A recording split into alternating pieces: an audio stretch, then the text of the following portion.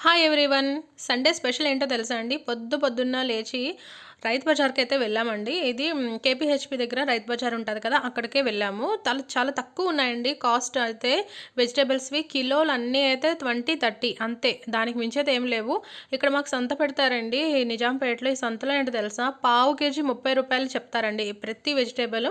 అందుకనే ఇంకా వీక్‌లో వన్స్ వెళ్లి తెచ్చుకున్నాం అనుకోండి మాకు 2 వారాలు సరిపోతాది. ఇంకా కూరగాయలన్నీ సర్ది పెట్టేసిన తర్వాత సండే కదా స్పెషల్ మటన్ అండి. ఎందుకంటే చికెన్ ఈ రోజుల్లో చాలా వ్యాధులొచ్చేస్తున్నాయి అంటున్నారు కదా! ఈ మటన్ కూడా దొరకలేదండి బాబోయ్! గంట సేపు లైన్‌లో కూర్చుంటేనే కానీ దొరకలేదు. ఇలా మటన్ గ్రేవీ అయితే చేసేసుకున్నాను.